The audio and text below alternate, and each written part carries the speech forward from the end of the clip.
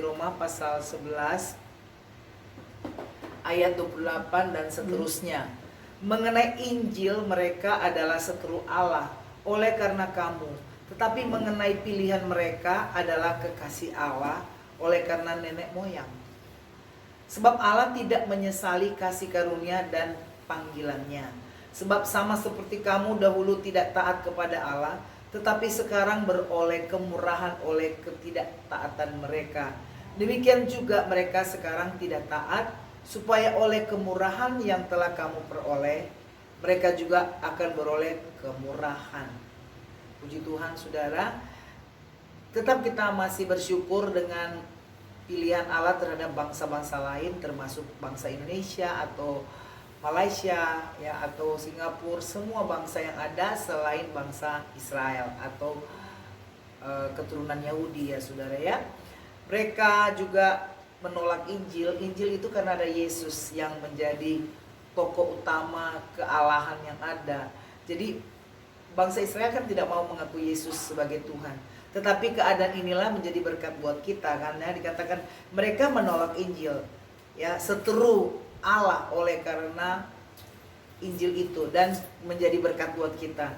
Tetapi kalau pilihan Allah, memang mereka adalah pilihan Allah, kekasih Allah, karena sudah terikat janji kesepakatan dengan nenek moyang mereka, yaitu Abraham, Ishak dan Yakub. Dan inilah tetap Allah tidak pernah menyesal, karena dia bukan anak manusia. Dia bukan manusia yang menyesal dengan keputusan yang ada. Tetap Allah mengasihi mereka, ya saudara ya. Kasih karunia dan panggilannya tetap ada dalam hidup mereka. Ingat, walaupun sebagian besar tidak menerima Yesus, tetapi kan sebagian lainnya juga menerima Yesus, ya saudara, walaupun sebagian kecil.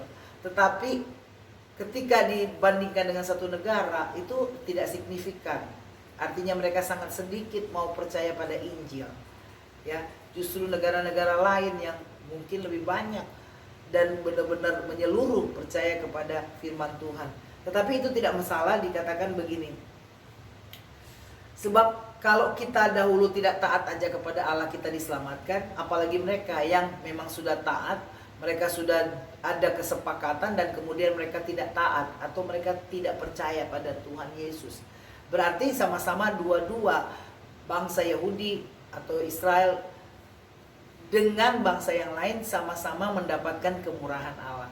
Dan saya dan saudara pun juga sama-sama mendapatkan kemurahan Allah. Jangan sampai orang yang sudah setia dari awal cemburu kepada orang yang baru bertobat, sehingga akhirnya yang sudah lama mengiring Yesus karena kecemburuan, karena merasa tidak adil, sehingga berbuat dosa, dan mereka merasa pilih kasih, itu akan berbahaya. Ini juga memberikan pelajaran buat kita bahwa kalaupun orang baru dibaptis, orang baru percaya Yesus dan mereka dipakai dengan luar biasa, ya itu memang kemurahan Tuhan.